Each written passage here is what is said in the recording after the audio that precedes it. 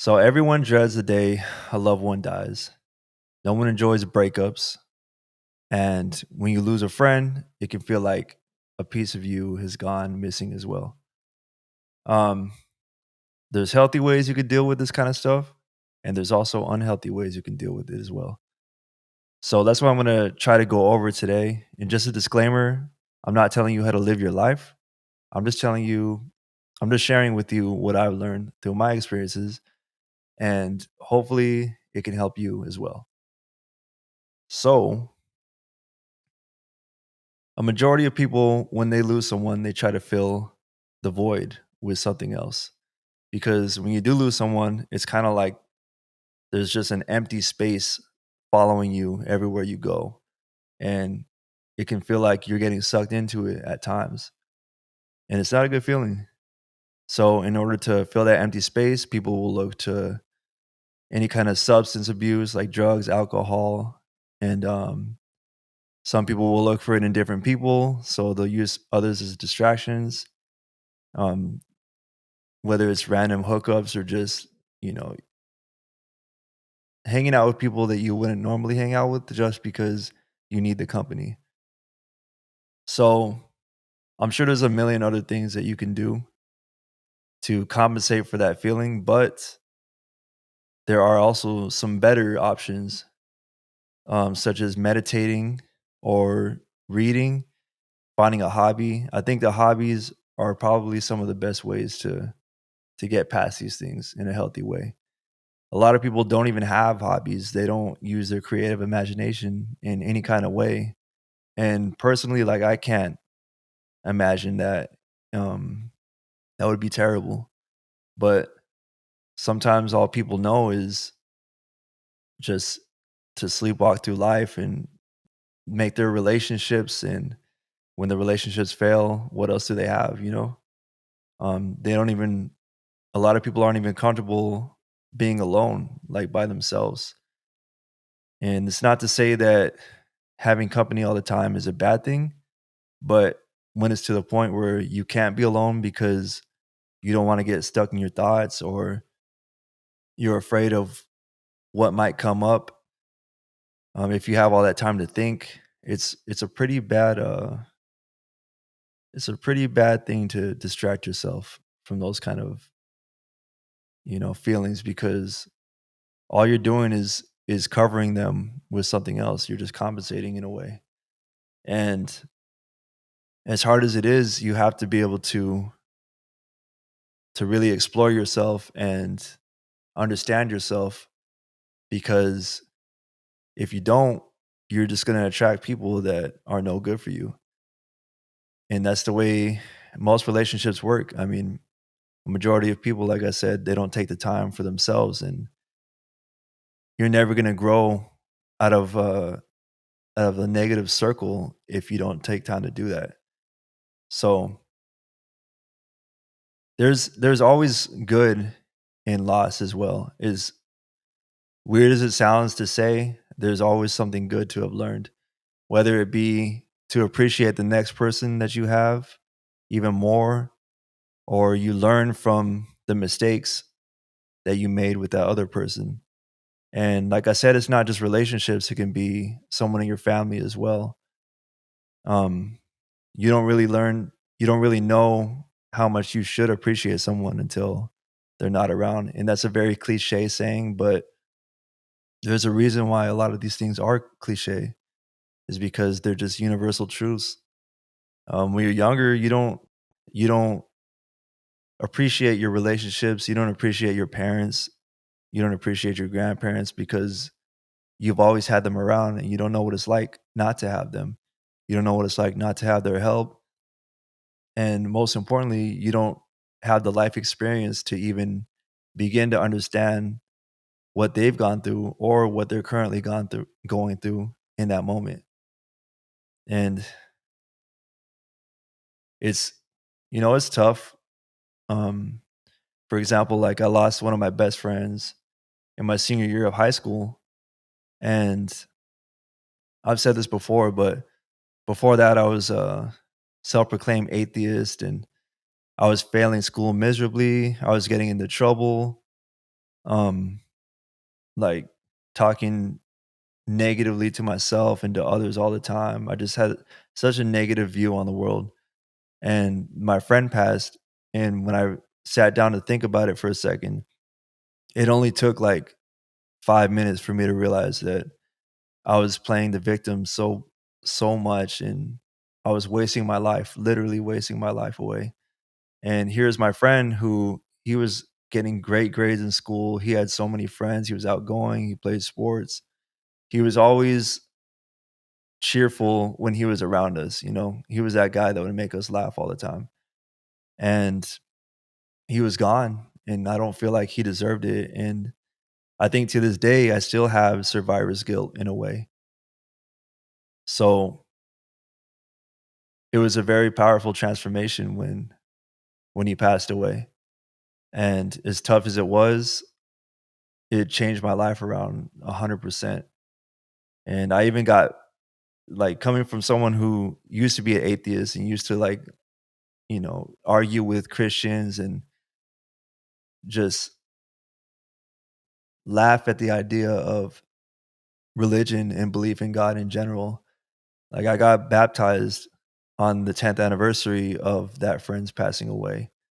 And that's just one person that impacted me like that much. So is like I said, as hard as it is, you gotta be able to take the positive from the negative because there's always gonna be negatives, there's always gonna be loss in your life. And also just as importantly, you can't be afraid to lose as well. Like holding on to that relationship that you know you shouldn't be in because it's extremely toxic and that person makes you feel terrible. No one wants to be alone, of course. But what if you feel more alone when you're actually with someone than if you were actually just by yourself? That's a terrible feeling. And no one likes to feel like that. But it's tough. I mean, we tell our friends all day what they should do in their relationships, right? But when it comes to us, we don't follow our own advice. We make stupid decisions and go against our guts just because we don't want to lose that connection with someone. Or maybe it's because we put so much time and effort into it and we don't want to throw that away. But all we're doing when we hold on is create more pain and more suffering for both of us. And there's two things you can do in relationships that I've learned so far. And I've been in a couple of them, not so great and some were okay. But when you're feeling like you're in a bad place in these relationships and this person has you emotionally hurt or you feel a certain type of way in a moment, you can really take the time to explore that feeling and try to understand why you feel that way because we all know there's certain things that people do no matter who it is that'll trigger us immediately. So for me, for example, um, if I felt that I was being ignored or yeah, basically just ignored, it would instantly trigger me. It's like the most frustrating thing for me in relationships. And I felt like that recently. And I realized that this is like the number one thing that causes me to ruin my own relationships. And I started to think like, why? Let me take a step back from this emotion and observe what I'm feeling and how I'm feeling and exactly what I'm thinking. And I was able to trace it back to like childhood issues, which is obviously what most problems stem from. But even though that's like the worst feeling for me possible in a relationship, I was still able to transform that into something insightful.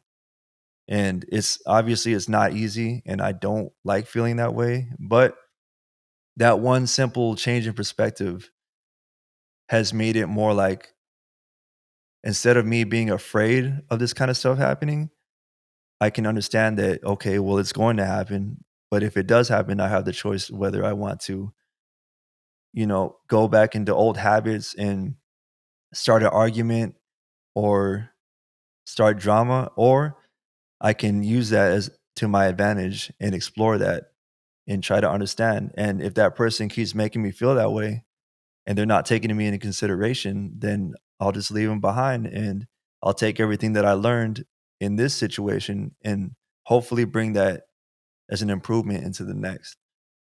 So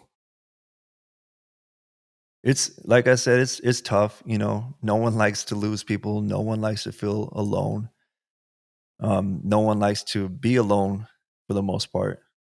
But it's so important that you hold on to the connections that are actually good for you and let go of the ones that are not good for you, obviously. And your gut tells you what's not good for you. Like I said, it's not easy to just drop it, but learn as much as you can. I honestly think that if you take the time to start like meditating and you step back and you observe these emotions and these feelings in these situations, like when you feel it, it consumes your whole body, right? Like anger, like you instantly get triggered. You feel your whole body get hot. Your focus like narrows onto the little situation, and you just want to lash out. But if you can get yourself to take 5 seconds to take a deep breath and stand back and think to yourself, all right, what exactly am I feeling physically right now? I feel a tension in my chest, a tension in my throat, my body's hot, et cetera, et cetera. Okay, how does it make me feel? Well, it makes me feel like I'm being ignored. It makes me feel angry. It makes me feel like this person doesn't care about me. All right. So now that you feel that way, do you think that's reasonable? Have you felt like that in the past? Yeah, I felt like that a lot, and it happens all the time. Okay, so where do you think that stemmed from?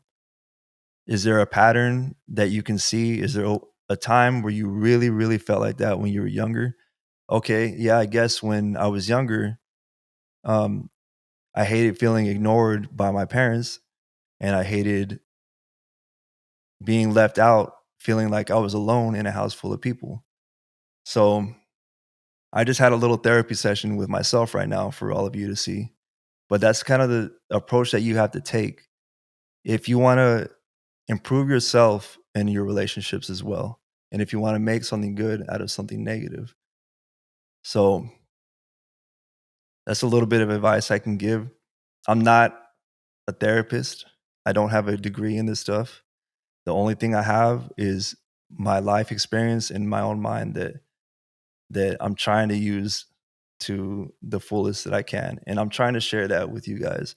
And I really hope that it can help someone else because a lot of the times we self-sabotage, we ruin our own relationships. And I know that for a fact that that's happened with me before too.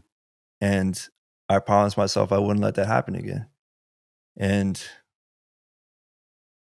that's all you can really do in this life.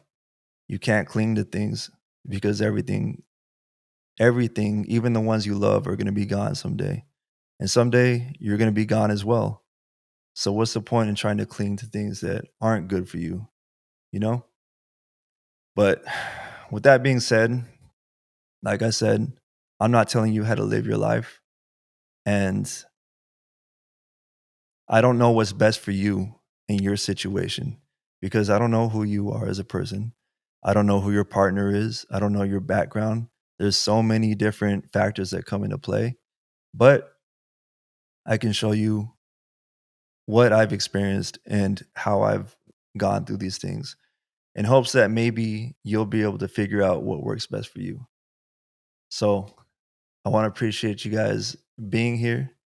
I hope this helped. I hope that you will continue to follow as I'm exploring this medium, speaking and being on camera. I don't feel comfortable with it yet, but I'm gonna work on it because I feel like it's what I should do. And I've had a lot of good experiences in my life. A lot of great people have helped me out, and I just want to pay it forward. And hopefully someday, one person at a time, we can figure things out and bring about a peaceful life for everybody.